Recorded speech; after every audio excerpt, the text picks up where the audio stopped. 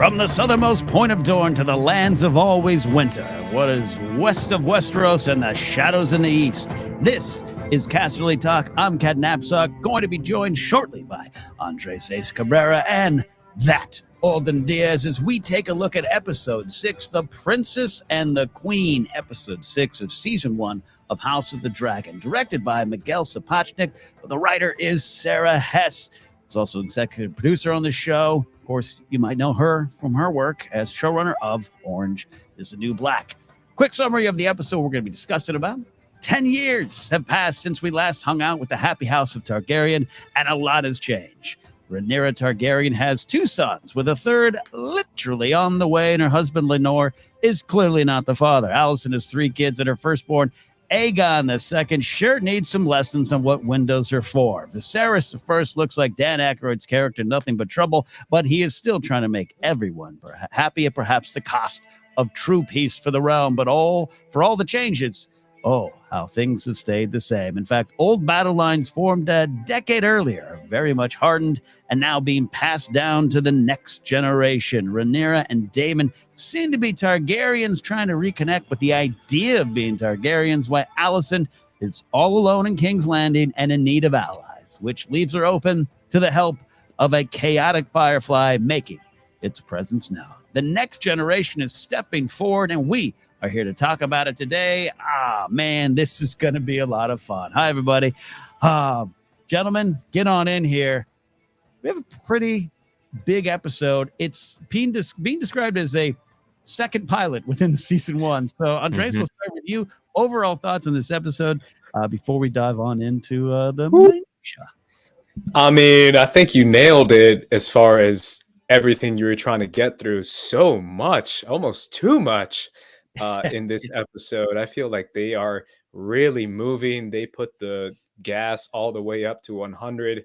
They are flooring it right now to try and get to, I think, the end of the first part of the Dying of Dragons, which is in Fire and Blood. I'm pretty sure that's entirely what they're trying to adapt within the first season. It's insane. It's ridiculous. I feel like part of me feels like I wish they would slow down, but there's definitely a lot of great moments in this episode, and I feel like the main portion of the plot was set up really well. Yeah. I'll jump in for a quick second on that before we get in Alden here. Alden, I don't know. We'll see if we have a difference on this. I actually agree with Andres. Almost too much for me a little bit. The time jumps have worked really well so far, but this is the first time, and I'm familiar with the book, familiar with the plot. First time I was like, oh man, I really wish we would have slowed down and got a little bit more on Harwin and Rhaenyra's relationship. I think there was some room, but I do believe, and Alden, this is something you've said before, when they jump to the meat of the story, it's usually with good purpose. So I'm totally fine with it. I think my feet are on steady ground. I just, for the first time, felt, I wish we would have jumped 5 years, 2 years. I don't know. 10's a lot, but here we are. This is what they're trying to do. Alden. Yeah, I almost feel like I got a little bit of column A, a little column B.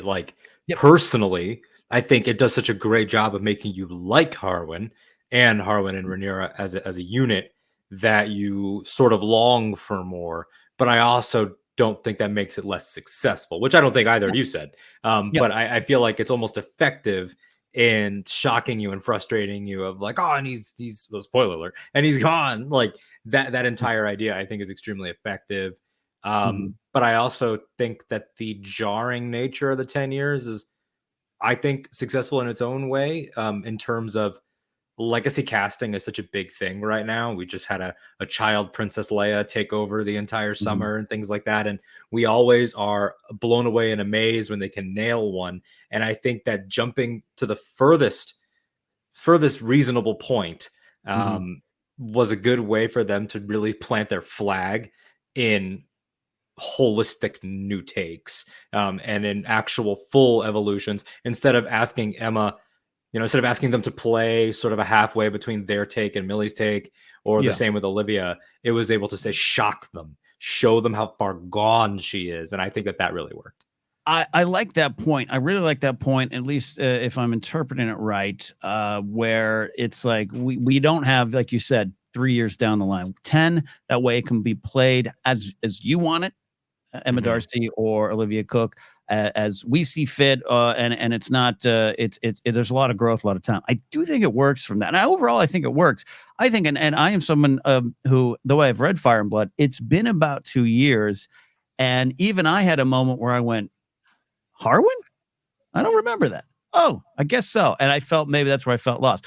So Andres, to kick it back to you, thoughts on Alden's take on that there, and a little bit more on this jump. Yeah, I think the Alicent and Rhaenyra stuff still functions. And I feel like the Alicent jump into womanhood and into being the queen and into being the boss that she is in this episode worked. And I feel the conflict between Rhaenyra and Alicent really, really worked. I just feel like the side characters maybe were a tiny bit shafted, mainly Laena, Harwin. Those kind of characters to me which was a little bit hard for me to just accept that they're just, hey, look at, oh, they're gone. It just felt like very much like them trying to push past this portion of the book and try to get you to where the end of the first chapter ends in this portion of A Dance of Dragons. Yeah. It's very interesting to also pull back and kind of realize, and whether you're out there watching or listening to us here, by the way, thanks for joining us on YouTube or listening on the podcast side. Depending on how familiar you are with the books or not, maybe just watching it because you love the first series and you're here for the prequel end of it. This episode was a good reminder that this story, no matter how many seasons they have planned, is going to spawn different generations of conflict, right? This is not just Viserys, Rhaenyra, and Alicent. A lot more names are either arriving or on the way to explode the story out, and this kind of was a good reminder for that. And in terms, I agree with you. You have this adult Laena character that had a lot of depth, gone, and I knew that was coming. But Harwin, I think, very good, very poignant, very powerful, gone. Again, knew that was coming once I kind of jogged my brain on that. But yeah, it's a reminder that I guess these side characters are there to serve the main characters, and that doesn't always, not that it doesn't work. Sometimes you just feel that loss. You feel that loss because you like these characters and the performers bring such great life to them. Yeah, and I feel like part of it too is like, oh, sorry, Alden. No, please. Go. I feel like part of it too is the fact that Game of Thrones were so used to having side characters kind of steal the show, right? And I feel like that could have been Laena, especially Laena. I mean, I know a lot of people are standing Harwin because he's a strong, manly man, but to me, Laena, that's who I'm standing because she is the tamer and rider of Vhagar, and because she's awesome. So to me, I felt like learning more about her, and even if they gave her like an episode and a half, would have been great, because I know she's not the main focus of the show, and I know she's not the main character, but I still felt like everything felt so quick and so rushed to the point that I almost undercut a little bit of what they were going for in the episode, at least to me with Laena and Daemon. But that's just my opinion, maybe because I do have that cloudedness of the book in the back of my head. No, saying that, and all, I'll definitely pitch it back to you here too. But no, I agree with you from the point of view, Alden, too, of like, it was so good. Her conversations with Daemon just in this episode alone were so just delicious and juicy and important, because her perspective was pretty strong and her perspective was pretty right in terms of Daemon and his Targaryen name, their blood, the old Velaryon blood, and it was a powerful episode. The use of we're talking about the use of childbirth, and I think the Game of Thrones branding to tell a different kind of aggressively real story in this episode. But Alden, I'll get you back in here. You had something you were going to say. Yeah, I was just going to build off of sort of those Laena points for sure. I think it's almost like it is the second pilot that Sapochnik and Condal were talking about, but I almost wonder if maybe they could have had their cake and eaten it too, by way of, and again, I don't want to get into what they could have done, but first pilot is able to add a lot of presence for people that don't have a lot in it, like Rhaenys or even the old King Jaehaerys, by way of that prologue. And I almost wonder if this could have benefited from that, like in the years since, Laena tamed Vhagar by way of such and such, anything like that. I almost wonder if there was cold feet, and like, I'm not going to be like, release the deleted scenes with a hashtag that I dedicate my life to, but we know that there are a lot of them. The actors have been posting, Emily Carey posted quite a few, and little sneak peeks at Alicent deleted scenes. So you almost wonder if there's a mentality of like trying to keep it tighter than maybe not a shot at Game of Thrones season 8, but they weren't afraid of the extended lengths, or Stranger Things with its 2.5 hour season 4 finale. So I wonder if it's like let's try to ride that line you sacrifice a little bit here and there. But to Ken, to your point, it's like it's the generational thing too. It's like maybe it's like we have to trust the viewers to have liked Laena based on that wedding scene, because we have to introduce 5 children and have the birth of be our kickoff here. And so it's a lot. It's definitely a lot. I think it's way more successes than failures for sure. I don't think any of them are a failure, but it does leave you wanting. That said, I do like, based on the text of Laena's death, the changes that they made to tie in with the warrior mentality. Like you could tell they were there, but she's so good that you're sort of like, okay, like that was fast. The whole Pentos story is probably 15 minutes total. When you carve it out. So. Yes. Yeah, no, absolutely. Look, and they made choices, and I'm always, especially when it comes to like deleted scenes or extended cuts. Look, I'm a watch the Lord of the Rings extended director's cuts once a year, all day. I love that stuff. But I think at the end of the day, a lot of folks, the directors and writers and everything, when they make those changes and they cut the fat out to get to the spine and the meat of the story, I actually usually really on board those changes. So I would love to see those deleted scenes. Maybe there's another episode out there on the cutting room floor. But I like where we're at. I think it does, as you said, brings has more successes, more wins than misses. But worthy discussion point. I also want to get to this. Also, this episode written by Sarah Hess. Been waiting to see her direct stamp on this show. She's obviously involved in all the other episodes, part of that writer's room as an executive producer. But this episode, to me, I don't know what you guys thought about this. And this is one of those, Rachel was traveling, couldn't join us today. I would love to get her take on this too down the line. What I call this classic Game of Thrones branding, which means it's brutal, and there's brutality and there's blood that you can't ignore, for better or worse. And sometimes worse, a lot of times worse. Other times it's what the show is trying to do. This isn't pretty Lord of the Rings world. We can live in both. But this episode really attached to these themes of motherhood, the gender issues, women's treatment in this realm, which also means ours. And I maybe not the one to say how truly effective it was. This is only my point of view, but it could not be ignored is the one thing that this episode really did. It was like, oh, you come to Game of Thrones for the brutal slayings and then this and that and sex position from season 1. We are going to be really honest, upfront, and bloody about what this reality is for these characters. We've already seen the stuff with Aemma. Now we start with Rhaenyra. And to me, you couldn't ignore it, which was part of the point. So I really, for my money, and again, I'm not maybe the expert on this, and my perspective is small in this conversation. I really did like this episode for that. I don't know what you guys think about that, though. Yeah. I mean, to that point, like the three of us here, man, it's like, from the outside looking in, we are jarred from the outsider's perspective with that opening with this now adult Rhaenyra versus maybe somebody that can carry children, that does have a uterus, can watch it and maybe have direct empathy. It's a different experience, and things should be different experiences for different people, as long as you acknowledge that. That's what I think is the first step toward actually like good faith analysis with it. But when you see it, it's hard not to immediately think of Aemma. And then it ties all the way back in with Viserys having that moment of longing at the end, and that moment of sadness, thinking about the wife that he loved truly, purely, implicitly. All of those elements sort of come together, which has sort of been a nice, not nice, but a beautiful sort of long play as, as he said to her when she rode off to Dragonstone to confront her uncle, like, the Red Keep has lost a warmth, it's lost all these qualities. And now we see Rhaenyra step up into that role, and it has to be done through the same sort of brutal terms to draw that parallel, to echo Emma's words about what our battlefield is. Laena also on the same battlefield. And, we'll talk about the parallel between Viserys and Daemon in a little bit about Daemon, I don't like kids, Targaryen, now a father of twin girls that he's reading to and things, and has to make a similar choice to his brother. It definitely, in its second pilot nature, decided to approach it with a similar, I think, more tastefully done brutality than the actual first episode, which was more of a bloodbath. This birth was shot a little bit more carefully, I think.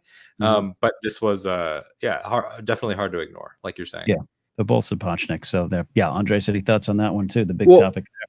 I'm just curious, maybe because you can inform me, what did Rachel, what is she thinking? Because I genuinely want to hear her perspective, and even if it's secondhand, if I could, because I saw a couple tweets where she mentioned disappointment, but I wasn't sure what she was referring to. Like, I think that was last week. Has she said anything about that, or? Offhand, I wouldn't want to quote her, so we'll have to bring her for a special episode this week. I thought you knew off the top of the head. So. Yeah, and there's a lot of thoughts out there, and too, so I wouldn't want to misinterpret it in any way. But other than I know she's enjoying this world, but also as a longtime Lord of the Rings fan, I think her heart is looking across the rivers and oceans to Rings of Power a little bit more these days. But again, I know she's enjoyed it, but. Yet again, the going to the pilot and this one both shot by Sapochnik, I always say it's honest in what it's trying to say. Whether or not it should be saying it, whether or not the right people are telling the story, I would say Sarah Hess is part of a good solution and good faith step forward on how to tell the story. This series has been pretty honest on what it's addressing, these big issues. So, but again, as you said, Alden, my perspective is only worth so much in this conversation. Yeah, I just personally couldn't ignore it, and I even loved some of the Laenor as kind of the man smoking cigars in the waiting room type of vibe that he had. Like I kind of the clear, shocking, two sides of that story. It was not lost on me. Yeah, I mean, this guy trying to equate getting hit with a lance to childbirth, like trying to relate after hearing, after hearing from somebody else that it was a boy and showing up late to the birth and all that, like it strikes a very clear imbalance between the two of them, and it's like the relationships have all inherited some of the clashing that has happened, and there's still the lingering effects of the 10 years prior. But then some people have straight up become their parents in a lot of ways, whether it's Rhaenyra and Aemma or Alicent and Otto, where Otto's speech to her about, you will have to cleave to Rhaenyra and everything. She projects that directly onto Aegon the unclothed, who, shout out to Ty Tennant for getting in there with a debut performance and leaving it all out there and not being afraid to look like a goof. But she projects the same rage. This episode's all about perpetuating cycles. Yes, the next generation to play there. So, and a lot to get to, a lot to talk. So, but if any other overall thoughts there, Andres, on the episode?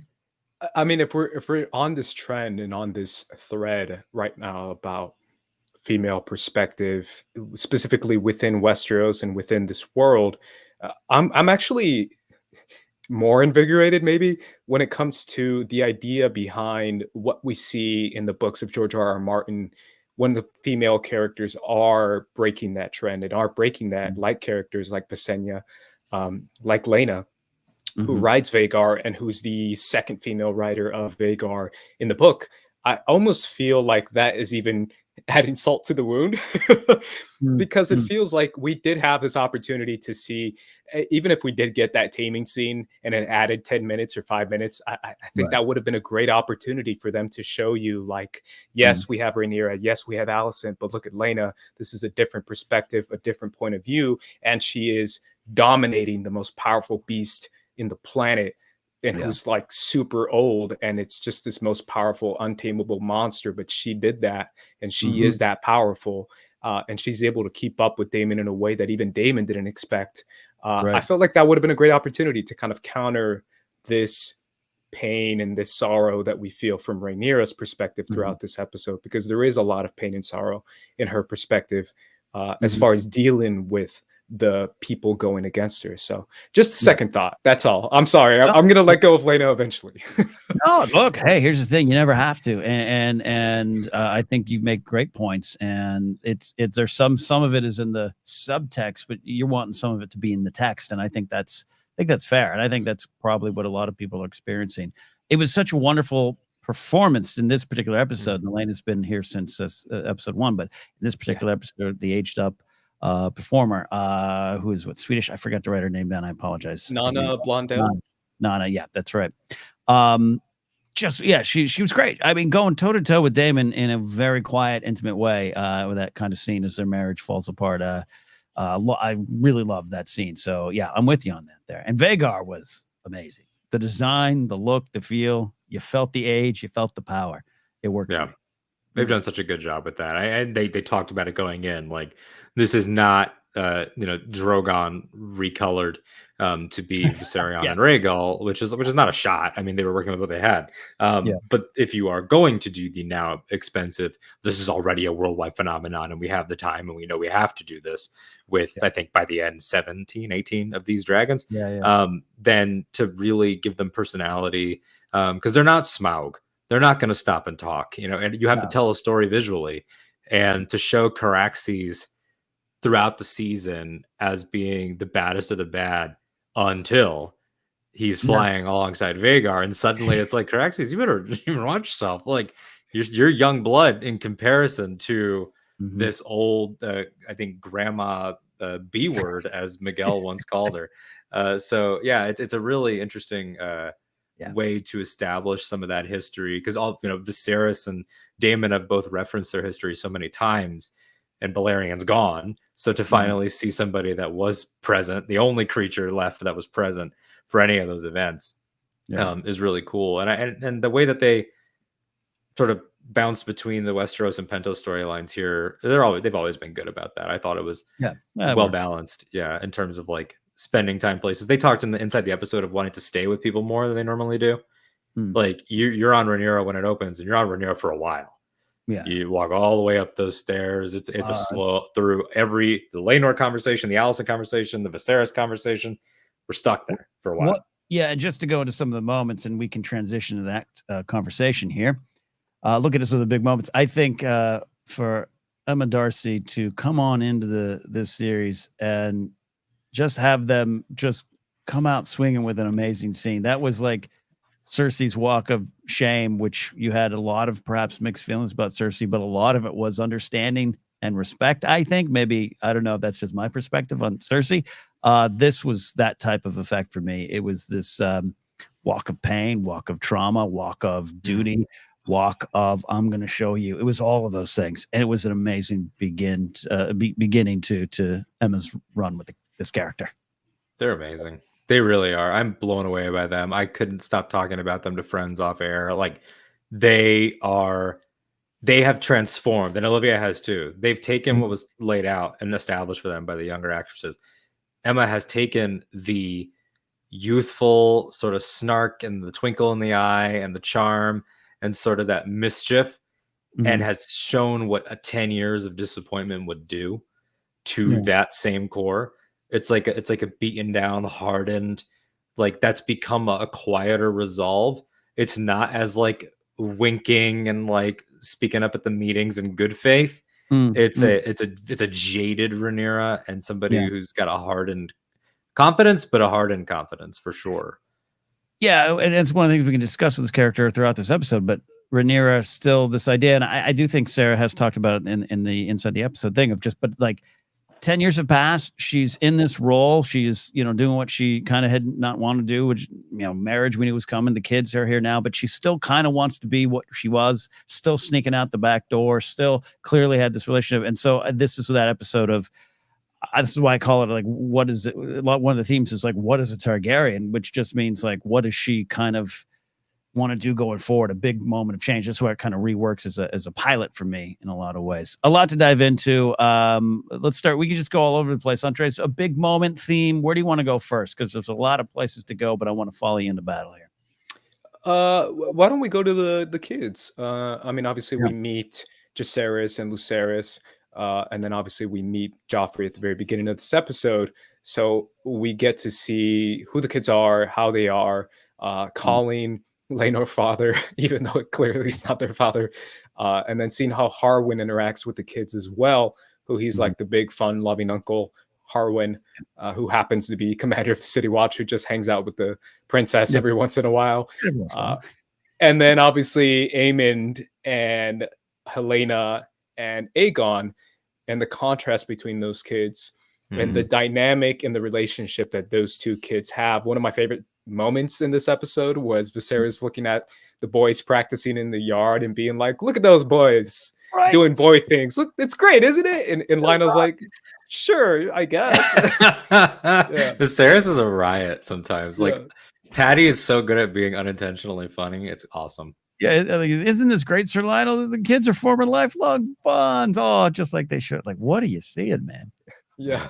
Yeah. So I think the setup of the children was really well done this episode. I really liked it, and I like how they showed you who the kids are, what the relationship is, and what the relationship is to dragons. I love that scene in the dragon pit, which is Ceres and Vermax, because I felt like that kind of shows you, like, after all this ends and after all this, hullabaloo about is it Laenor's kids, regardless, they can control dragons. Like, they're still Targaryen. That's what Rhaenyra says. Doesn't matter, really. Exactly. So I feel like that was set up really well, especially with the two sets of brothers. So yeah, no, in beginning there, first of all, it was I didn't expect myself to be this nerd chills jazz. Is that a band? Seeing the dragon pit in all its glory, including the ramp walking up. I just pictured the Hound walking up with the sample for Cersei at the so was that season 7. So that was kind of fun there, but absolutely great scene. And just the relationship trying to control a dragon. Again, what is one of the questions kind of over this episode is what is a true Targaryen? What is true family? Their found family is always a big theme, and we jump even to the end with them showing up at Dragonstone and Rhaenyra and her family, her unit at that time as they kind of run from the storm, which we can talk about later. But anyways, the Vermax stuff, Alden, I don't know what you thought there, but I thought it was really effective.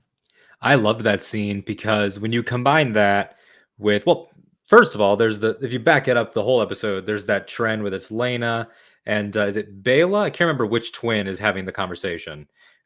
Which twin doesn't have a hatched egg yet? Yeah, it's Rhaenyra, I think. Yeah, Rhaenyra. Baela's the one that he pays attention to because she does have a dragon. The very clear favoritism happening there. But this whole idea of everybody's sort of emphasizing, well, it doesn't always happen immediately, and there are other ways to bond, and sometimes it takes a long time. And I didn't get an egg, and I had to go find Vhagar. And there's like there's this trend of the kids all having to find their own way. But in that, particularly with the boys, they all have these character moments to sort of establish their roles as elder, younger, bastard, not bastard, chip on the shoulder or not. Aemon's, very clearly being set up. The one thing they can all agree on is to bully him. Being that ship is already developing that streak of being vengeful. Jacaerys is the one that's asking these questions as the oldest. He's the one that is more aware of the situation than little Lucerys, who's more in for play and is the younger brother. Aegon having sort of like obviously his now very memeable scene, but also just showing you that first of all, that is the most cursed window in all of Westeros, as we will see some 200 years later with King Tommen. But there's also that idea that he, much like his mother before him, hasn't been brought into the great game yet. Like he doesn't.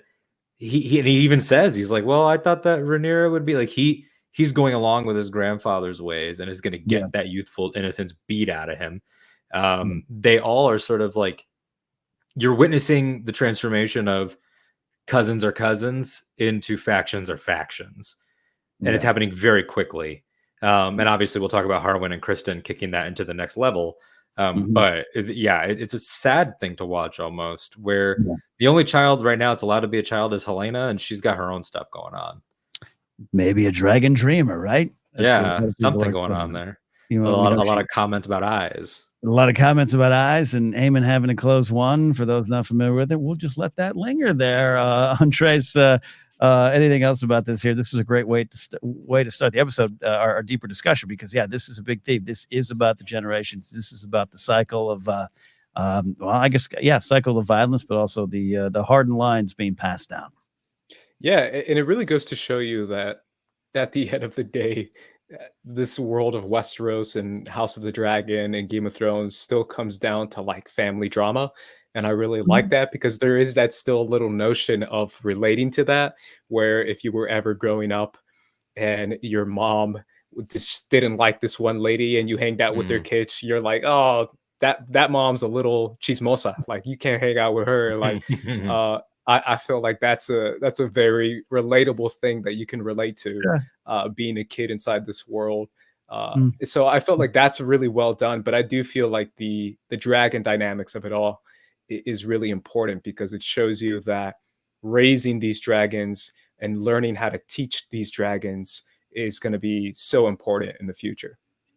Yeah, and I also think of Viserys and his thoughts on it that we've got running through the series too. Of this is a power we never should have tried to tackle, try to tame. It wasn't for us, and it just as you're watching the next generation, understandably getting excited, understandably attaching so much self-worth to I don't have a dragon out of an egg, and seeing the next generation play with those expectations or struggle underneath them. It was very realistic, very realistic.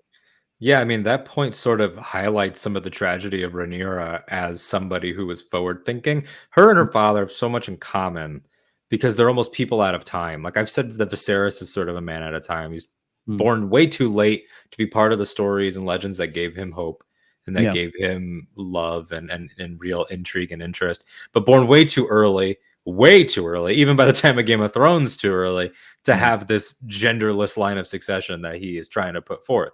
That's a progressive idea by their standards. It's not going to happen. And Rhaenyra has a little bit of that too, where she's ahead of the curve in terms of their family specifically. And that's why she was chosen. Yes, to spite Daemon, as drunk Viserys would later admit, but her passing that test of when you think about our family, what do you think about? What do you see when you see the dragons? What do you see? Like the fire, the power. Yeah. And she says, we're not gods. And even though she has that breakthrough, it's a breakthrough that only she'll ever have, because it's only been a little over a decade since that point. I think if you add it all up, like 14, 15 years since the pilot. Well, nobody else shares that. All these kids already have a god complex. They're already latching on. Your kids, her kids, doesn't matter. You might be the only one that's ever come to that epiphany until Jon Snow. Like it does, like it never happens again. So it makes her more lonely, as I think. Yeah, both. Rhaenyra and Alicent, a lot of changes. This episode goes a long way to maybe make you upset at Alicent. I don't know if the episode does, but I know a lot of people are. And I'm still here to defend Alicent to some degree every episode. I don't know why yet. Maybe I'm analyzing it in my own soul. But there's some about this. This episode starts with a little bit of like, damn, Alicent, what are you doing? But she was left alone. She's left alone, and sometimes maybe sees, I don't know, Viserys is once again kind of overlooking her. Can you not see the truth? All that kind of stuff in this, the theme of honor. Honor is big in this episode. Honor is kind of one of those themes that pops up a lot in Game of Thrones, House of Dragon content. But this episode is a lot about honor and how you view honor and how you can maybe weaponize honor, which I think Alicent does both. I think that's if there's any purpose to the window seal scene, it is Alicent kind of honor and decency are big. And here's what your kid, the future king, who you want to be king, is doing. A lot of stuff there. What do you guys think about Alicent so far in this episode, Andres? Yeah, I mean, I'm 100% with you as far as what she views as honorable. Like from her perspective, it's not just about I want my son to be king. It's the fact that Rhaenyra is so confident in her inheritance of the Iron Throne that she doesn't even think she needs to be having kids within the marriage. She's that brazen and brash and so unreliable and so dishonorable that she chooses to not even have kids with her own husband. She feels like it's a spit in the face to all of Westeros, to Westerosi tradition, to her family, to everything that is what's supposed to be standing for within the Targaryen name and within her own family name. So I feel like they did a really good job giving you her perspective as far as why she's so upset. It's not just that Rhaenyra is going to inherit the Iron Throne and I want it to be my son. It's that Rhaenyra is going to inherit the Iron Throne and she won't even have kids within her own husband and within her own marriage. And she feels like that's so irresponsible. And here I am basically like being submitted and used my entire life for my body, and you can do whatever you want. And that's just not fair. So, Yeah. I mean, she's obsessed with that lack of fairness and what would have been maybe loneliness or isolation because of it was exacerbated into like a really pointed rage by her father, because to have the the scenes that they've had by the tree, the multiple scenes that the tree has always been the point of their disagreements in the Godswood. That's where they have their first clash, being very minor about studying and responsibilities. And that built all the way up to the did you do this with Daemon, and then the lies that were half truths, half lies, all that. That compounded. Otto takes that and adds gasoline to it, into a not only is she, did you choose her, quote unquote, as he puts it in her mind, but she will do X, Y, and Z things. So like you see this paranoia in her in this episode, this loneliness, where like the only person that like will listen to her is Larys, who we'll talk about. But that entire idea that will great guy, that entire idea that she really is buying into her own Kool-Aid in a certain way. She's drinking her own Kool-Aid, buying in her own hype. I mix those. Her and Criston are a toxic feedback loop where she gets mad at him for dropping the C word on Rhaenyra, and it's like, we're above that. But then it's like, we see what your kid does. We see what you do. We see how you treat your kid. We see all the machinations that you've been involved with. And like, I'm not going to put too much blame on her for things that go down, like at Harrenhal. She explicitly did not ask for that. This is an unhinged person, but it has shown that she has no control. She's like a wounded animal and is going to lash out because she feels this dread that's been hanging over her for a decade is now closing in, because the ticking time bomb is her deteriorating husband, as Otto put in her mind, who now has one arm, is looking like death, is probably only alive because it looks like there was a maester change. I believe the younger maester has now ascended into the small council role. So maybe he's finally getting some other methods. But everything about her is, I don't want to lean into the political conversation, but Olivia Cook did touch on that, of like using a certain archetype of woman here in America to build Alicent's characterization off of, one who doesn't really think about others because you're so obsessed with appearance. And the tragedy, to your point, Ace, about Rhaenyra, like from her point of view, it's you have no respect for familial customs or tradition or structure. But we know, the viewers know, that what Rhaenyra is doing is out of an arrangement with that husband, and that she, more than anyone in the realm, respects that husband as a gay man and is doing right by that husband as a gay man. And that they have, up until this episode where they have to have a little bit of an argument, they've had 10 years of an arrangement. But this is not the world that will let Rhaenyra be that good person. That it won't let her be the gay ally that she is. It won't let her be the mom that she is. So it's like Alicent is the world and Rhaenyra is change, and they won't mesh. I like that. I like that take. You're pitching something pretty deep there with Alicent that I'm liking there. I don't know what you think there, Andres, but just like and Andres, I think wrote it too. Is like you see Alicent's point of view all through, and going back, you're so right, Alden, to go back to the first scene under the tree and the difference between the two. There's a little bit of the sibling that watches the brother or sister get away with everything and no one cares about your story, that prodigal son's brother type of biblical story. I see a lot of that in Alicent, and I think I understand her perspective. Whether or not she's in the right or in the wrong right now, we're looking at how that's going to play out. But that I wrote down her Alicent's wine sip of exasperation with Rhaenyra a little bit later on, which isn't necessarily right or fair to Rhaenyra, but just that kind of like, oh, it's been like this forever since junior high. She's been like this. And I really, in a weird way, I understood that. Whether or not I agree with her right now on everything, I don't know. Andres, I'll pitch it back to you on the Team Green here. Yeah, I mean, it really is about keeping up that tradition and keeping within customs and the way that she felt like she needed to do what she needed to do, and that's not reciprocated with Rhaenyra, where she is not doing her duties by making heirs within her own arranged marriage, which is with Laenor, and that should be something that she's doing. And it's almost they paint it really well because they make it seem like that's what broke the straw on the camel's back when it comes to Alicent, not necessarily her dad's speech about, cling to Rhaenyra or prepare Aegon for war. It's more about like, okay, I'm thinking about it. I'm leaning towards what my dad said, but let me see at least if she's trying to make heirs. And then when she sees that it looks nothing like Laenor, and she probably learns from Criston Cole that Laenor is not even interested in women, that is what breaks the straw on the camel's back for Alicent, as far as just really going against Rhaenyra and trying to push her son for heir, because in her mind, it's the true heir. It's not a fake bastard heir.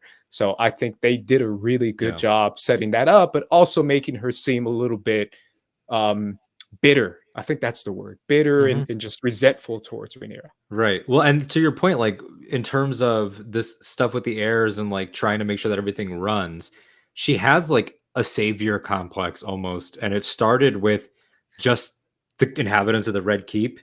And that, well, it started with King Viserys, to be truthful. Like Otto sending her to comfort this grieving friend of his, the king.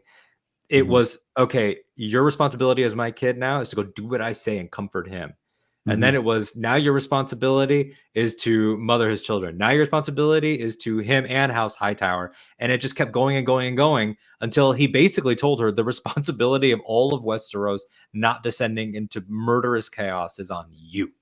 And that has made her, like, you can see it in her interactions with Viserys. She doesn't think that Viserys takes this seriously anymore. She doesn't think that anyone around her takes anything seriously. And it has driven her to the point where she will look an actual solution and in the eye and just be like, no, because it doesn't align with this savior version of herself that she's built up in her mind, whether that was herself or with Otto. It's sort of like sometimes you're like, oh, well, they had problematic views, but they were a teenager. And it's like, yeah, well, that teenager is going to be 18 soon, and then they can affect the rest of the world. So it's like Emily Carey's Alicent was that teenager. Olivia Cook's Alicent can vote. And that has become a very dangerous sort of thing.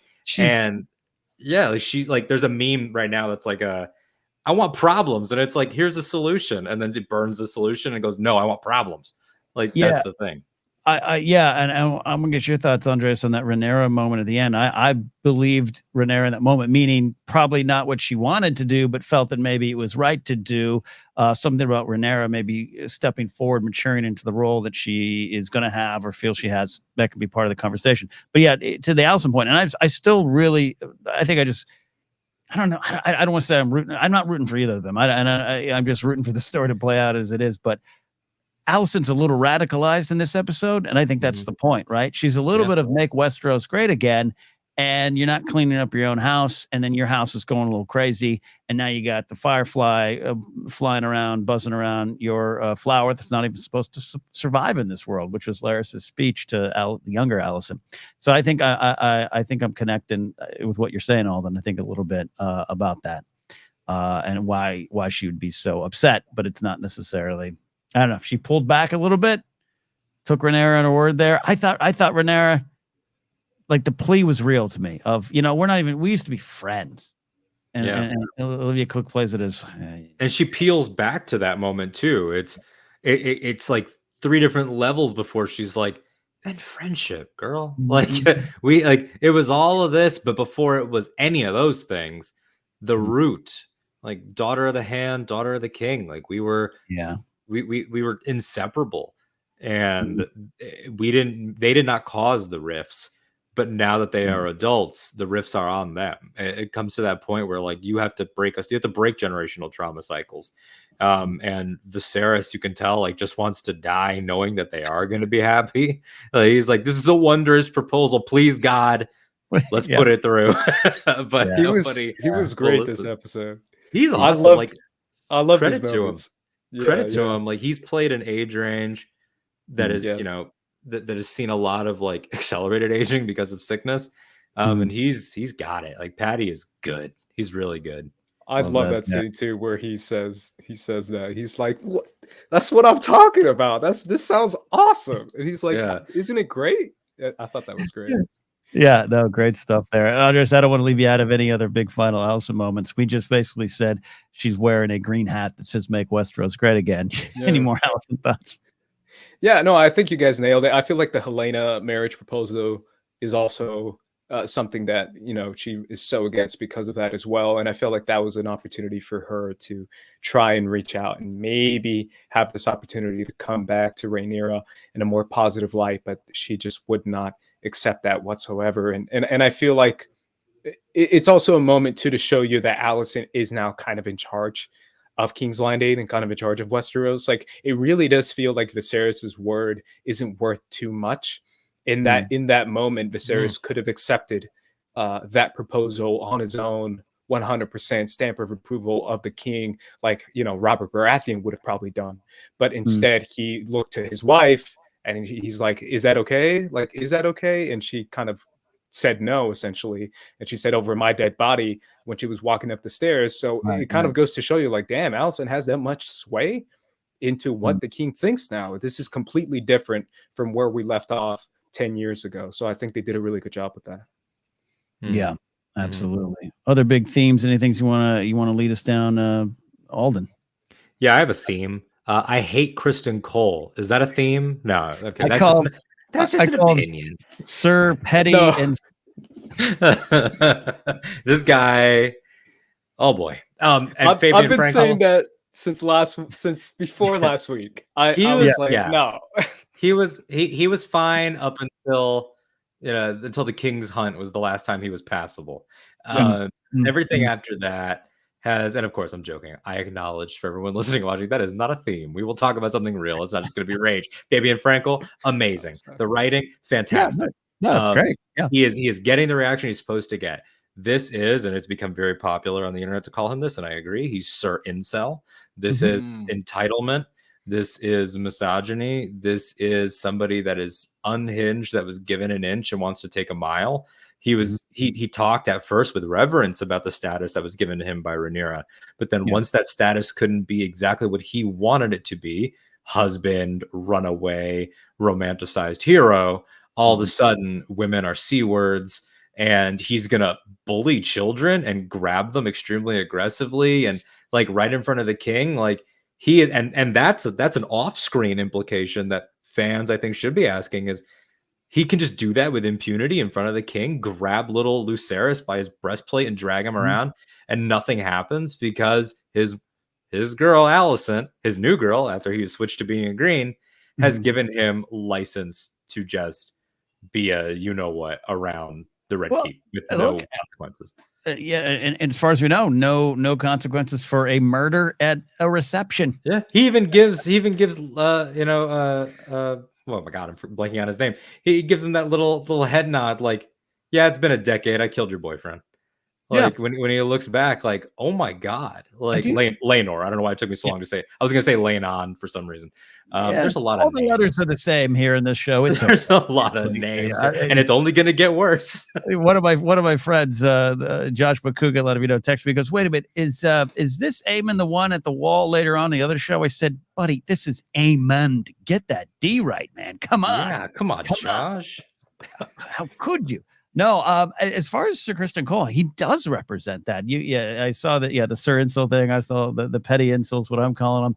Yeah, and that's a real world thing. But this show is communicating a lot of real world themes, and this show has been very clear about its stances on some of the destructive nature of men or masculinity or the patriarchy. It's not hiding it. This show from episode 1, whether it's been too brutal or too in your face or what, it's been pitch perfect every time out. This is what the show is about, and I think that the character of Criston Cole represents something that might have been celebrated, not in other, like the other Game of Thrones, but just in other properties, right? He is the knight, the chivalrous knight. He connects with Rhaenyra, all those guys. That might have been celebrated. Now I think he's vilified. He's a heel through and through, and I like that. I like it, and I think Fabian Frankel's absolutely nailing it because I hate him now, and I liked him. Now I hate him. Yeah, no, and I think it was set up really well, and I know it's just really cool to see people's reactions to it, where they're like, oh, this guy's an honorable guy. But I really do feel like the show kind of hinted at it, even in that scene that you hinted at, Alden, where they're in the woods with the boar scene, when Rhaenyra asks him, do you think the kingdom will ever accept me as your queen? And he kind of like grimaces a tiny bit. There's a really good acting moment from him. And he says, they'll have no choice. They'll have no choice but to, is what he says. He doesn't say like, of course, or like, yes. He literally says, I guess they'll have no choice. Like, even I won't have a choice to accept you as the queen. And that's a little hint that the writers gave you to who the character actually is underneath the armor. And it goes to show you that the scene that he has in the boat talking about his honor and his name and all that he has to his name really shows you how truly selfish he is, that he really does feel like he's above all of Westeros and the entire crown of Westeros. So I do feel like Criston Cole is just like a perfect heel. Like, well, it also tells you about abuses of power, right? Like if you're talking to somebody who's gonna have power one day, Rhaenyra, and she's asking you questions about whether or not said role will be accepted, and if your answer is they'll have no choice, then maybe you shouldn't be trusted with power, man. Like maybe you have interesting thoughts about exerting it. And Harwin, you know, we can get into that fight, I guess, as an extension of these ideas. Like Harwin's opening point is you're blatantly being unfair, like to children. You don't apply that. He's like, I'm not questioning your method. I just wonder why you don't apply it to all your pupils. And of course, Harwin is projecting, and Harwin, while 100% right, and yes, I cheered for him like I was watching WrestleMania, and I wanted to see Criston's face go the way of Joffrey's face. It was still like miscalculation, my friend, miscalculation. He beat you. He got you in the mind game, which is why he's smiling, laying there. It was a calculated move to happen in public. A true heel, man. A heel, you know, sneaks and escapes with a victory, even though he's defeated. Right? That's when we love to boo them. Yep, absolutely. And so I thought that was an interesting clash there to see them both coaching. Ken, I know you've done some coaching in your day. Did this give you any flashbacks to having players, or when Harwin took the brunettes and he took the blondes over here, like to battle each other? Look, I always say you got to coach the individual more than the general team. There, you got to find out who responds to what. I don't recall ever grabbing a young little leaguer by their helmet and just throwing him and the top pitcher right now. I love the moment though where I forget the exact lines. It should be in my head, but it's not. Where it's essentially like, "Hey, foul move," and he's like, "I'll get him. You check him. I'll check him." And it's like they pull him to the side, and he's like, "Let me tell you what to do, bro. You get this." And then the other guy's like, "Look, you're doing a good job. You have to." And it's just like the two NBA on TNT like coaches section where they're showing you what the coaches are saying to the players. I loved it. It's as if Michael Jordan and Isaiah Thomas are coaching against each other, and they can only get back at each other through the players. And it talks about Alicent's theme again in its own sort of way about what Alicent thinks is her theme of we are the better ones, we have the honor, we have the integrity, and yet it's Criston that is like he's Smeagol Gollum, like kick him, like there's like this rage, and it's like you are like. Disgracing the Kingsguard, you know, is kind of par for the course at this point. Like we come from Game of Thrones, we've seen the Maren Trants of the world. Like we know that doesn't mean much at the end of the day. But for you to be this guy that claims your battle experience, that claims to want to bring honor to House Cole, and like for us, the viewers, like what we know that we can apply that maybe the characters don't, will always inform things, which is part of the power of Fire and Blood, having an unreliable structure. Part of the power of this show, giving definitive answers. Like, dude, we know that you're living on like not just borrowed time, but Alicent's time. You were going to take the coward's way out, and for murder, you were just going to go off yourself by the gods would, like because your breakdown was that heavy, and now here you are just acting like a child. You've done nothing with your second chance, which makes him even more hateable as a character. Absolutely. And again, I'll reiterate, he is a character that I think is a big comment on a lot of folks in this world, a lot of men, I'll just say it, and them not just failing up, but succeeding and getting rewarded almost, and people looking the other way, and him kind of coasting on that. I love that line that you brought up of him like, oh, well, I fought in real battle. I'm paraphrasing, but that's the implication, right? I'm more man than you. I'm more of a warrior than you. And that you know, eventually one day, man, I'm rooting, and I really liked it. His scenes with Rhaenyra early on, I was like, I like this guy, I get this guy, I feel this guy. But to see what he's grown into, I cannot wait till he takes a 1, 2, 3 and loses the big WrestleMania match. As we use our wrestling and sports references. It's I don't want to spoil anything, but I know that we're in the long haul with some of these characters. They make it probably going to be there in season 3, 4, 5, but. It's going to be an interesting ride for sure, especially because again, this is still table setting. Like the reason why we're jumping around to Pentos, the reason why they've been very selective with when we get characters like Rhaenys is like because we're giving you what you need with her right now. until we start to get into the rapid succession of the actual events. It's interesting to see sort of more of these things get lined up, and to have all these characters literally watching almost like a microcosm of the dance happen with these training swords.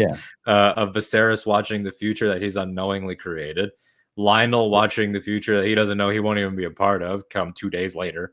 It's a very, this will be a scene that we go back to and suddenly we're like, oh, it was all right there.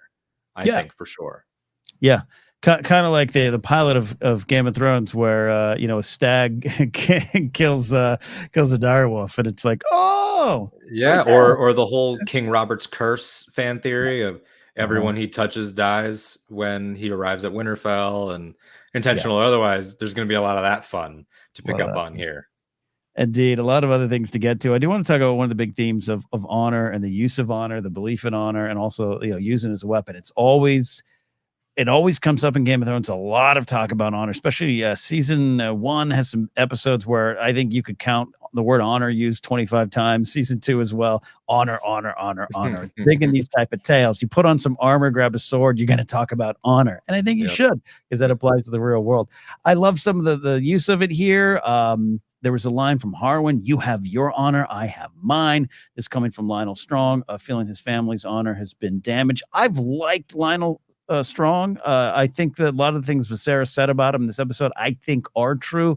I think his intentions are always, everyone here is going to have a little bit of a perspective and a little bit of an angle, but I think his actions have generally proved to be for the realm. But anyways, your guys' thoughts on honor and what it means and who's actually got the honor right now in this wonderful, crazy, mixed up world, Andres? Ooh. I mean, Lionel was a good one, if I'm being honest. I feel like that was a good way to show you a perspective that he's trying his best to try and be as unbiased as possible. But yeah, I feel like honor is not really there for many characters in this show. No, but they believe they do, right? Alicent believes there's some honor. We talked a lot about it, not to go back to that, but yeah, they believe, and it's like Harwin. He has, you have your honor, I have mine. There's an honor there. He's done something that's maybe dishonorable, a lot of things, but I don't know. It's fascinating. I feel like the honor, in a different way, it goes to show you honor kind of goes hand in hand with your name, right? Where what are you going to do with what you've been given? And I feel like that's a big theme when it comes to, this is my transition to Laena and Daemon, to Laena and Daemon's conversation about we are the house of the Velaryons. We come from Old Valeria. We have, all this great history to our name and to what we represent. And the man I fell in love with was a man who thinks much more than that, and who thinks much more than just being, a rich boy's friend, which was what he would be in Pentos. And I feel like that what Laena is longing for and wanting for is what Daemon was initially longing for and wanting for, which was having a long-standing, powerful name. And Laena still gets that from her father, which is having that same ideal and being back home in Driftmark and having her name and her power and her children well represented, and to have a well-standing reputation with Baela and Rhaenyra and with Daemon. So I feel like that kind of goes hand in hand of her kind of trying to snap Daemon out of it and try to be like, hey, Daemon, remember who you are inside. Like, don't just accept the easy way. Take the hard way, even if it is still a very complicated path. You could still get there. So I feel like Laena's still encouraging him to get there. So no, I think it's a great transition to some powerful stuff. I think you're absolutely right. I put this idea there of what's a Targaryen, but it goes beyond that to all characters, and definitely Velaryons. Who the Velaryons have a lot of honor and a lot of things to live up to. A lot of their honor and a lot of their legacy is hard earned, right, from Corlys on down. And that's why the power of the scene, and again, why it was definitely a loss to lose this character. Yeah, absolutely. She's important. I'm fascinated by the conversation with Daemon. So, Alden, what do you think? I know you're a little bit of a Daemon mark, which is good. He does some things, though. He does some things. What do you think about this one? He does do things, doesn't he? He's things. I mean, the like what's the word I'm looking for? Oh God, I'm so tired right now. The bevy was the word I was looking for. Bevy of things. The bevy of Daemon reactions, thoughts, memes, everything about his chaotic nature. Daemon enters the Red Keep and someone puts a TikTok with the Stone Cold music. I love it. I absolutely love it. Because he is all those things. And to build him this way, I mean, we're coming off this wedding episode, which started with the murder of his own wife. And then he possibly kicks off the ending brawl. We don't know. That's purposely left ambiguous to us and to the characters, unless you were standing right there, of course. The whole idea of building him into this dragon, the blood of the dragon, this guy who brought down the crab feeder, king of the narrow sea, and here he is retired having dinners in the library. And that's like it's you become almost Laena in that moment of the same sort of skepticism of like, what happened to you? A decade and you've gone soft? Like, and it's you should want him to have peace, but then as a viewer that's coming here, at least on a base level for excitement, even if we're digging deep, we're an hour into this episode, we love these ideas, we still want the excitement. We're seeing him like, this is unusual for you. And that sort of creates this idea of, it's very mythic, it's very Hamlet, it's very things that are Hamlet, like the Lion King, remember who you are. Like that whole idea lingers over him, and that idea, it cannot be killed. He has tried to fight it so many times, and we saw it at its peak when he took on the crab feeder of, oh, help's coming, I don't need it, I don't need help. That guy's in there.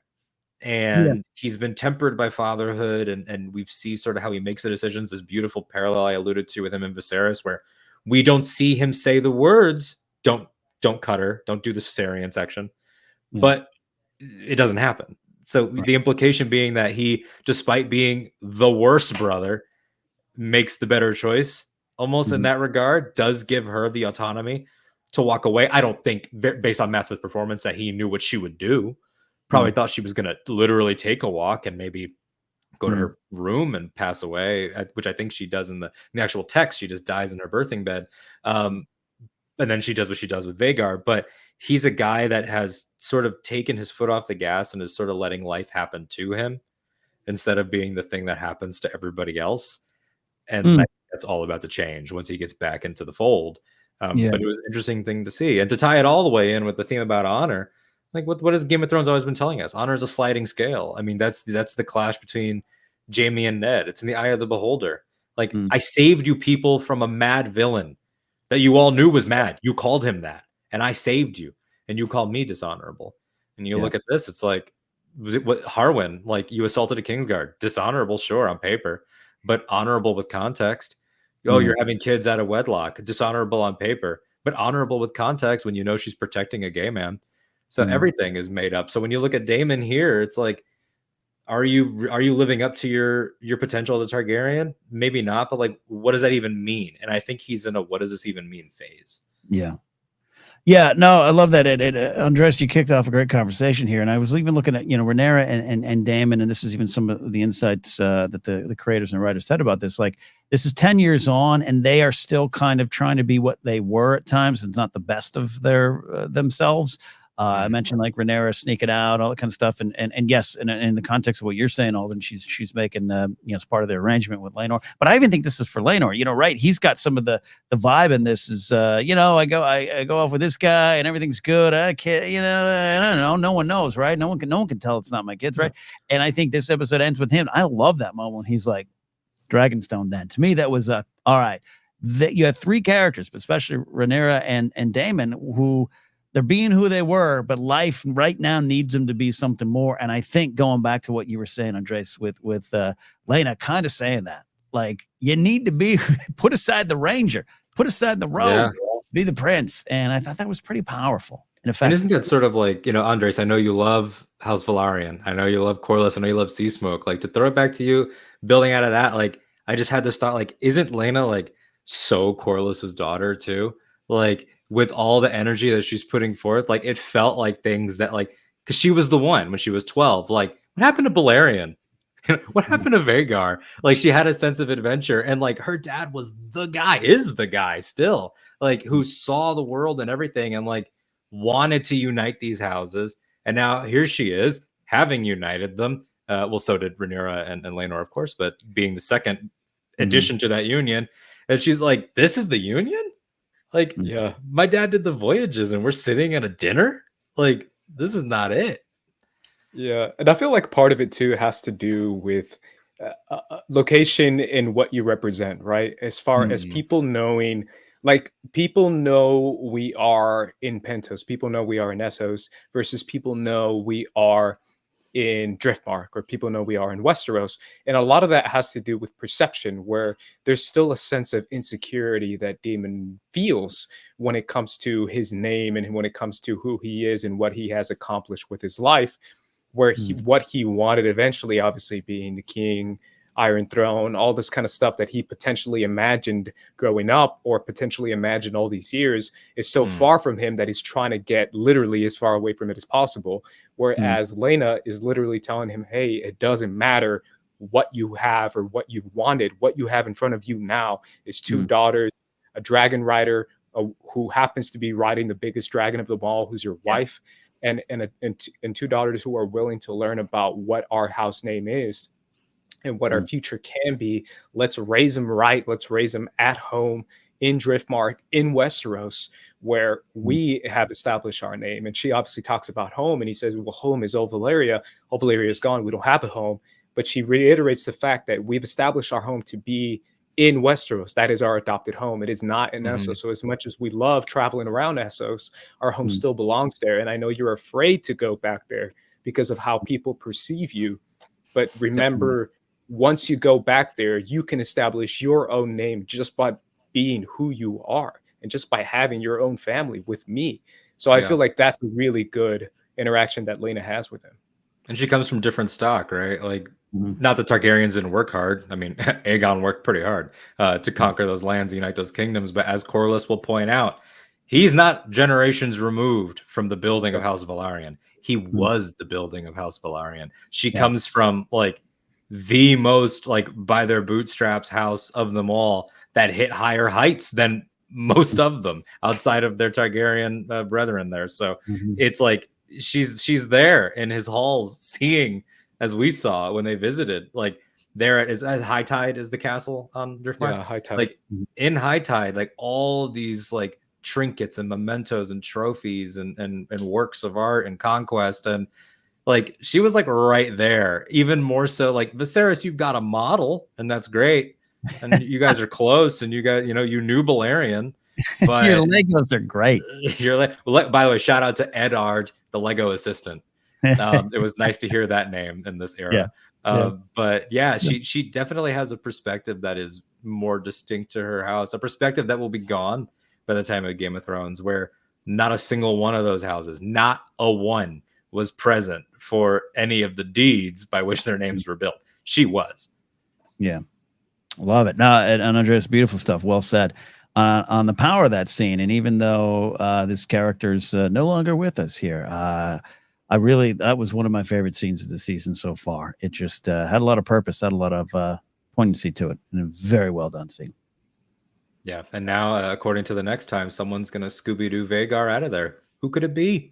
What's going on with Vhagar? Now, yeah, I want to, switching gears a little bit. I want a Vhagar Funko Pop. It better have like the stringy gray hair. Oh, for sure. It's got to be. It's easily got to be like. It's got to be like this. It's got to be massive. It's got to be way bigger than the Balrog. Way bigger than Drogon ever was. Just an excellent design. I think that the creatures, and they got a really good, just like on a CG creatures level. I'm not an effects artist. I know a lot of people. We all know some, but it's like that was a compelling moment of like, are you sure? But are you sure? You sure? But are you telling? But you mean burn you? You don't just mean burn anything. Like the dragon did not understand her wanting to have the dragon rider death, which she had just said she wanted. And I'm not going to die in a birthing bed. Not like that. I'm going to go out in flames and the way that I would have wanted, willingly by my own rules. And I think Vhagar, like, if you can get this performance out of this fictional animal, it sort of was this tone of like, I can respect that. Like, I've seen it all too, and I can respect that. It works. Andres, I do want to talk to you about that death scene, though. This is, again, It's there. So we have to engage with what's in that story. How did you feel about this death? How it played out, and the Dragon Rider death? Was it effective for you? Yeah, if I'm being real, I definitely was shocked. Obviously, as reader of Fire and Blood, that is not the death that Laena receives. I don't think I'm spoiling too much, obviously, since she already died in this episode. Yeah. If I'm being real, part of me was a little bummed, a little disappointed, mainly because of how I feel like it was set up. Where I feel like the setup for what is in the book, as far as Daemon, I think Daemon was like flying out to get a special maester to try and help the mortal coil that Laena was that she got after her childbed stillbirth of her son. And in this scene, it felt like it just felt like they were just kind of rushing it a little too quickly for me, trying to rush her death, I mean. But I understood it. But the idea in the book of her trying to reach out to Vhagar for one last ride just seemed to be a little bit more poetic to me, versus in the show, her kind of running off on her own while Daemon was still there. It just felt a little too vague for me. And if this is me being real, obviously I'm nitpicky because of how I feel about Laena. Yeah. But I'm so curious to hear your opinion, obviously because of your reading of the book, but also other people's opinions, because I saw the inside the episode of them saying they wanted to have a cool badass death because she's like a cool badass character. And I almost felt like, I don't know if that was necessarily what was accomplished, but maybe it was, and I'm not sure. That's why I was curious. Yeah, no. I think they this is one of those things where I think the creators made a decision, and it's not even that I stand by it. I think it worked on that level. I think I was still shocked to happen that fast. Again, I couldn't even remember the details of her death, other than, wow, we're doing this right here, right now. And then I did go, I went into a wiki and looked, I was like, let me refresh myself. And there's a lot more there. There was a lot more on the table with the character. That might be not a lot more. She still has an ending, but there's some other things going, a little more connection with the narrative, all those kind of little details that I normally don't do the contrast and compare, but I just was so moved by this character's episode that I felt, all right, they could have played it out, but they did this. And this, for me personally, might have worked more in just the moment of her death in the books, which was this painful calling for Vhagar, but not getting that final ride, not getting the death. So if they made a decision, I do like it. I understand it, but it's one of the more shocking deaths, I think, in Game of Thrones, which is saying a lot for me. Yeah. But what I saw, but how it happened and when it happened. But I almost feel like part of it, the reason why maybe I was a little bit colder on it, is mainly because of Daemon, where I felt like Daemon's reaction during the childbirth scene and Daemon's feelings and Daemon's face on it, and obviously the focus on Matt Smith's character, still felt a little too cold for me, versus the idea of Daemon being so in love with Laena in the book that it softens him. It really does in the book, and it gives a different side to Daemon. And I felt like it could have been a cool opportunity to see that, and we see a little bit of it. I mean, to be fair to the show, they do give us a little bit, but the idea of Daemon having just kind of this blank face as she's like screaming in her childbirth, and then her kind of running off on her own, and I was like, where's Daemon? Like, wouldn't he be like right there with her? And versus in the books of him trying his damnedest, literally flying to get a maester back to Dragonstone and give her some sort of fighting chance to live, because he's so in love with Laena, versus him just being like, oh, where's Laena? Oh, she's burned alive. Damn, I missed her. That was 5 seconds faster.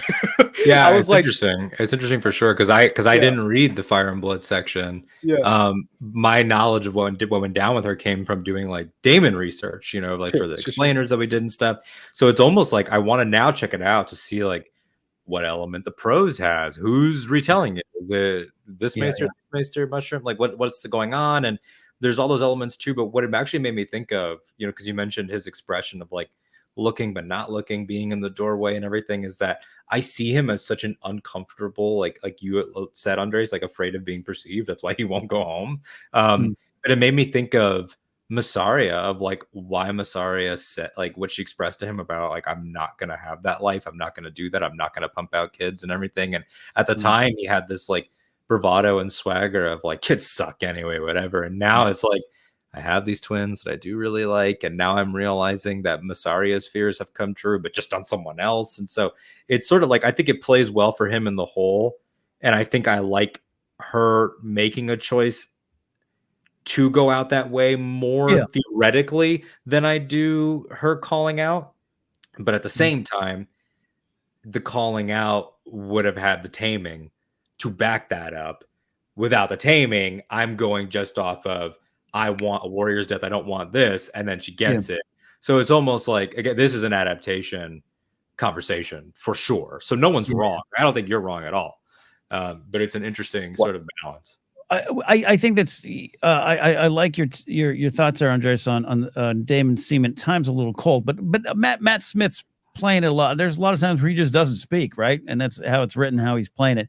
So I want him to be softened and changed by this. And there's tears in his eyes. It affects him. I'm kind of a stoic, somber guy too at times. I want him to have a big reaction, and I hope maybe we see that a little bit more, so that Laena's death is not in vain. Yeah. I mean, even killing the crab feeder, he's drenched in blood, but there's no roar of victory or anything. Like the last really emotional blowout that he had was in the pilot. It was the 10 years, you never did this, you never loved me, you never treated me fairly, Otto sucks, he's a C word, etc., etc.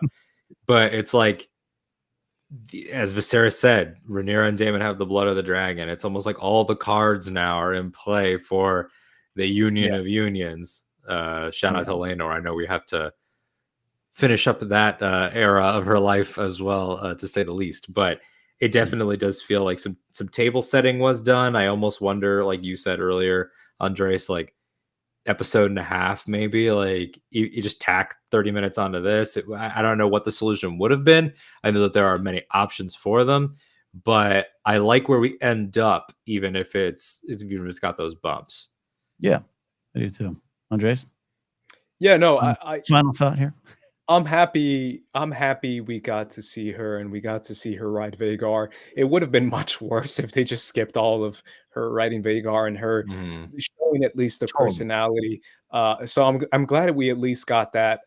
I definitely still wish we got more, and especially if I'm being real, y'all, like I feel like part of it too has to do with the actress and with the decision of showing who the Velaryons are in a different manner, in a different light. I feel like it's a cool opportunity and a cool way to show you, like, and obviously who knows what the future holds, but hiring Steve Toussaint to play Corlys Velaryon and then casting the rest of his children to concordly look like him or look like they came from him and from Rhaenys is a cool opportunity to show you two black dragon riders, and it happened to be my two black favorite dragon riders in all of Westeros. And obviously I know the whole thing in the books, they're not black in the books, doesn't matter, they're black now. But I feel like Sea Smoke and Vhagar are just like gangsters, like dope. And Laenor and Laena are two epic, like legendary dragon riders in the book. Even if they are around for who knows how long, they're still legendary no matter what. And I feel like that's part of my resentment, I guess, with the decision of cutting them off so quickly, because it could have been a cool opportunity to hear a little bit more about them and to see a little bit more of her adventures and of their adventures together, especially with a creature as legendary as Vhagar. So no, I think those are great points. Absolutely no disagreement for me, and I can't wait for one to see Corlys come back and kind of carry on a lot of what you're talking about here. Yeah, to that point in particular, Ken, like I think that the strength, and I mentioned this with Rings of Power, I think it's true of both shows. I think it's true of Andor. I think we're in a good place right now with big ensembles where it gets to the point where they're so good that when I don't have them, it's like, oh, come on. Like, no Corlys this time, but then we know he's coming up. And Rhaenys has been used very sparingly so far this season. But every time she's on screen, it's some of the most important and impactful and well-performed and well-written material. But I'm excited, not, of course, for the funeral of Laena, because I'm sure it's going to be an extremely sad scene. I'm assuming that is what's happening there at Driftmark. But this idea that all the players are going to be together for the first time in a decade. I think the implication is that no one has even seen with their eyes Daemon since that night, that he's been gone that long. his longest streak without breaking exile, 10 years. And to see them all together is going to be a taste of what's to come, and to see sort of how people have changed. And yeah. And that was one of the first scenes to kind of leak, I remember, right? And so now to actually go there, that'll be interesting there. And the time we have remaining here, there's some big things still on the table here. This idea of running in the storm or fleeing from it, which I don't know, also ties a little bit into Larys. Let's talk about Larys, the imagery of the flower that survived where it's not supposed to. He is a firefly. I've also seen people say bee, but it's actually a firefly. But either or, he is pollinating the flowers around there. He goes heel. He always maybe kind of was on the cusp. He's a tweener. Now he goes heel, and makes this the decision for Alicent. Yes, we're only going to talk about pro wrestling terms tonight. Yes. And I, for one, again, maybe I always have a little bit of sympathy in my heart for Alicent. I really do. I believe her that this is not something she asked. That this is a case of she is alone in this world. That scene where Lionel Strong won't tell the king the truth that everyone else knows, not doing in Alicent's eyes your job as the hand. My father would, right or wrong, my father would have. I really love that, and it leads to the perhaps biggest old school Game of Thrones power play yet, unless I'm missing something. So far, that's one of the biggest power plays Larys sneaking in there. Outside of the Daemon's gold cloak purge, but those were, not to say that flea bottom people don't matter, but out of our direct political players, I mean, this was the moment. Like in funny terms, I was talking to a guy I'm in a group chat with earlier. That's a House of the Dragon chat, and I was like, she literally said, "I miss my pops," and he heard, "Kill my pops." Like, that is not like the leap that he makes is so massive and so unhinged that he has not, like, he hasn't outwardly reached the depths of like a Ramsay Bolton that we'll see in Game of Thrones events, but the same level of complete break with reality is now present, except he's quiet, except he can't fight. He's sort of Ramsay Bolton meets Baelish, which is a creepier version. He's not a Joffrey. He knows what he's doing, unlike Joffrey. He can't fight, unlike Ramsay. So he's used, as we saw in the King's Hunt, the knowledge of the ladies, the knowledge of the lords, the courts, the dinners, as we see here. Like, him showing up for what seems like a regular dinner is what enacts this fall of his own house. Still kind of creepy. And also, let's not forget, he's the one in last episode telling his brother, you know what the dress means, the call for banners. Maybe it's just war greed. Maybe, but he's just like, no, we're gonna fight. And he seemed like, and it's not even like they had a contentious relationship. No, the brother was nice to you. Your father was nice to you. I kind of wish we did get a little more of that, because that's definitely there where I was like, wait a minute, what? But I love the scene where we're having this speech monologue over talking about children, and it's going over all these images of storylines we've just seen, and in my head, obviously, because I'm a weirdo, I'm thinking, like, who's saying this, right? Like, what kind of speech is this, and who are you talking to? And it's just Larys, where he's looking at, I think he's looking at a flower, and he looks over to Alicent, and he's like, at least that's what I think. And he just kind of breaks the speech with like children, right? And he kind of breaks it that way, where it feels like, man, this guy really is a different kind of insane, and it really shows in that scene. And I love Harrenhal being the scene of the crime. Because Harrenhal is the ultimate shit happens castle. Like, it's the ultimate, like, fire king. I don't know, bro. Like, they die. Like, what are we? He even writes it off to the curse, I think, when he's talking to her. That's right? True, like, before he, like, because at first it's kind of like, kids. Anyway, next week, chicken or duck, and then the conversation sort of unfolds, and he's like, oh, it's cursed and everything, but you did ask me to do it. It's like, no. Yeah, no, I did. I love seeing Harrenhal. Absolutely, scary scene. But I was going to ask you, Andres. You are a card carry member of Team Baelish. It's easy to make the comparisons because of this speech. This made me think of the Chaos is a Ladder speech. But I don't know. I think it's it's its own category. So I've seen it online. Oh, Larys is not Baelish. Alden, you brought up a great point. He's kind of a Ramsay and Baelish. Where do you put Larys on that Baelish chart, Andres? I consider you the Baelish expert here. Pretty high. I definitely feel like he's a solid 8 out of 10 right now. He's got the speech down. Yeah. Yeah, and I feel like part of it too is like I love the idea of whisper assassins or a whisper army. I think that's cool, where it's more like I'm now sending who would be informants to not be informants at all, but instead to be my own personal assassins. And they're each probably I would deduct 2 points off for giving him the Firefly pit. It's like, who did it? He did it. Oh, well, it's like the whole point. The whole point, Larys, was that they can't confess and they can't explain your plan. But I gotta put that logo on there. That is so Riddler too, right? Yeah, like I left a trophy. I left a Riddler trophy. Who could it be? Yeah. I'm expecting Gary Oldman to be like, he calls himself the Joker. He's got a card in the back. Calls himself the Firefly. No, I love that there. No, I love. I mean, I don't know. It was effective. To me, it's definitely on the Baelish chart, but it was just like it's even more unhinged. I don't know. It's so it was haunting. Baelish is scary. Baelish at times is frightening. And maybe he's haunting with some of the things he's done. He's definitely not a clean whistle, but this one was haunting because I just felt it in Alicent's eyes. Like, wait, you didn't? No, I just said I miss Daddy. I wish Daddy was around because Daddy would help. What did you do? Like, and that's the thing is like it shows like much like, and again, the Cersei Alicent parallel is easy to make, and it's been set up even by the performers and everything through audition reasons. And there are a lot of bad faith ways to go about that, I think.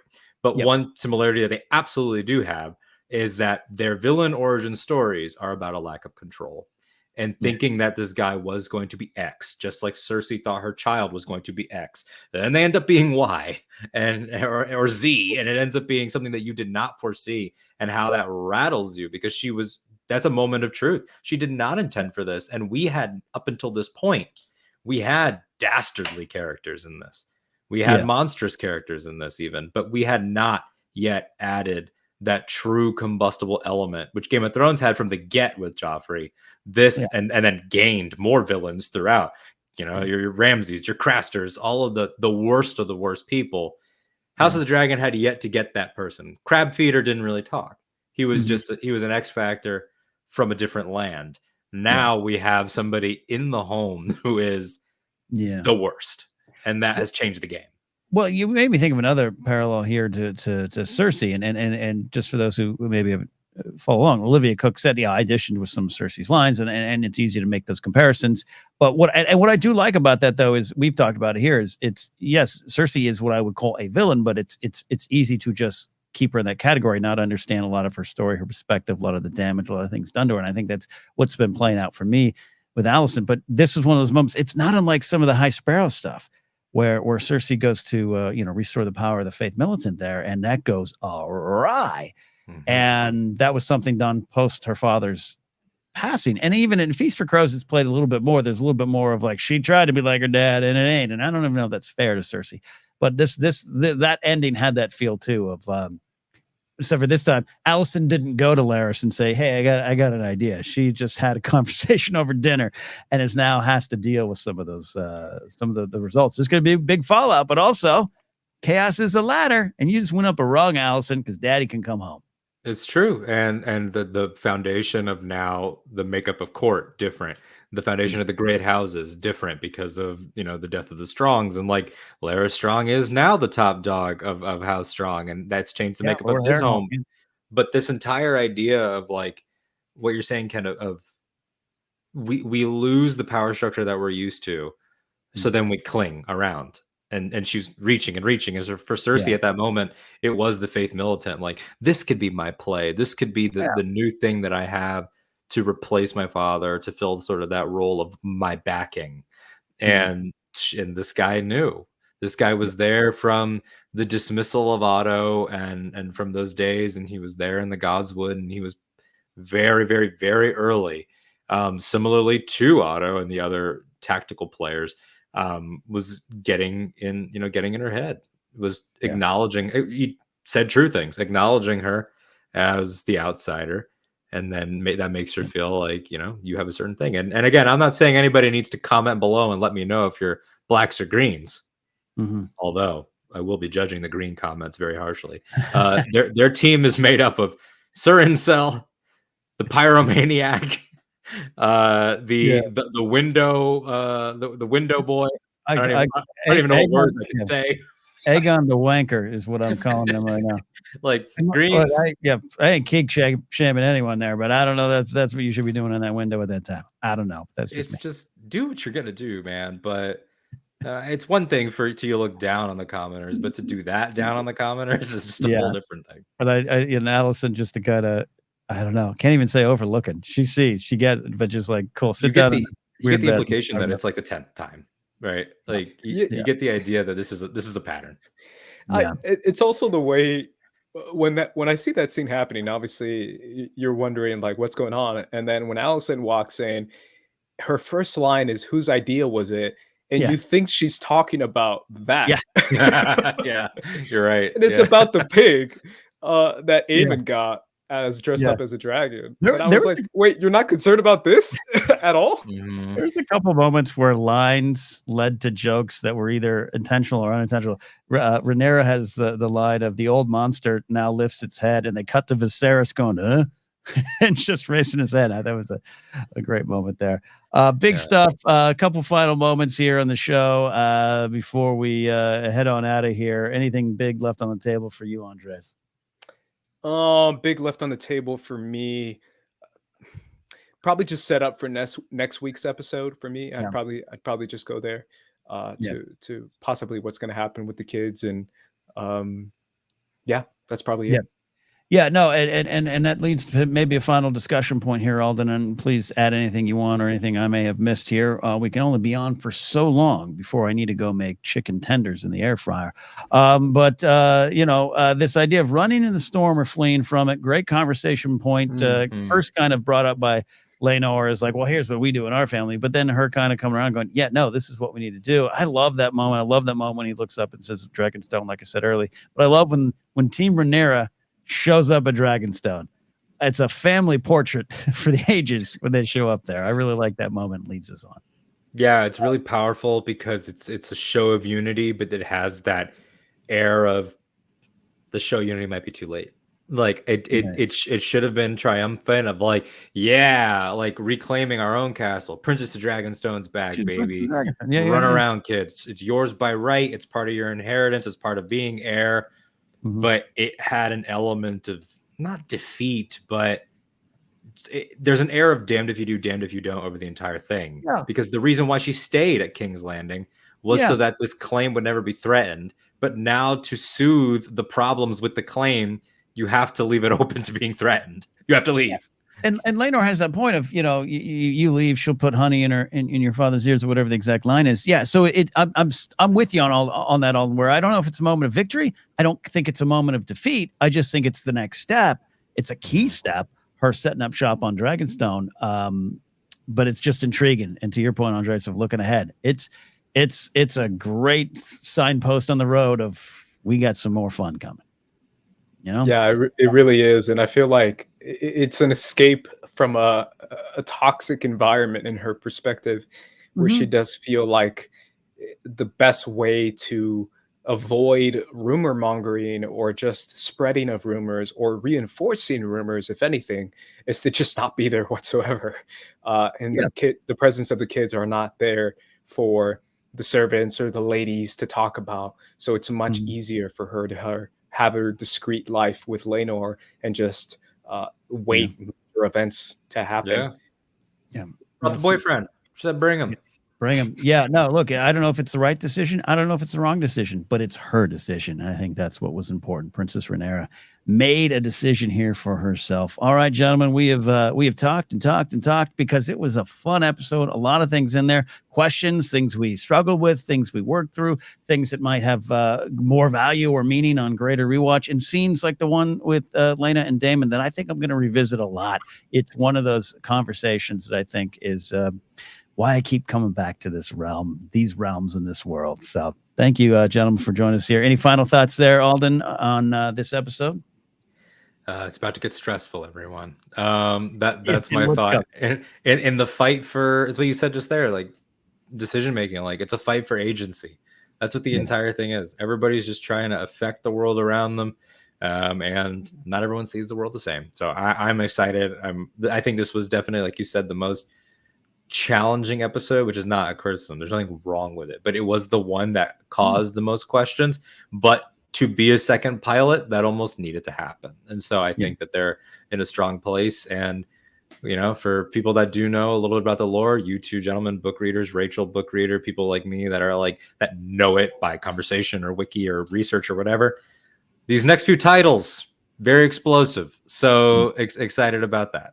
Yeah, a lot of stuff coming. All right, we are out of here for this week. Want to thank you all for watching and supporting us there. Thank you all for all of you who listen on the podcast side. You can find us wherever podcasts are found. We really appreciate that. And for those who watch and subscribe and hang around with us on YouTube, we appreciate that. We had a lot of fun going live last week. We'll do that again soon. And thanks to your support, we're now a partner channel here on YouTube, so we can continue to grow in a forward moving fashion. We've made some decisions. They're our decisions. We're moving forward there because of your support. Thank you very much. You can find me at Ken Napzok or go to kennapzok.com. Also, don't forget to follow us on Twitter at Casterly Talk. If you are interested in seeing some stand-up comedy, which I'm involved, me and Mark Ellis are hitting the road.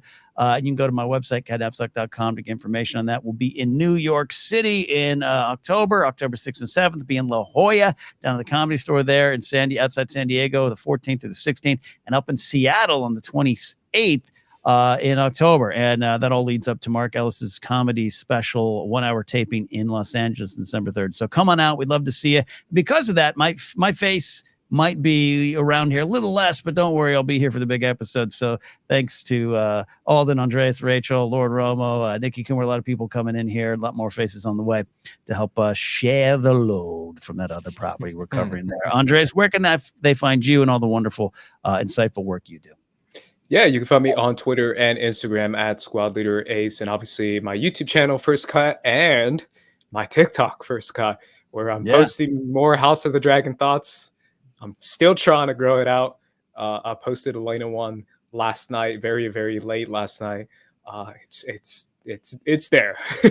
So go check that out.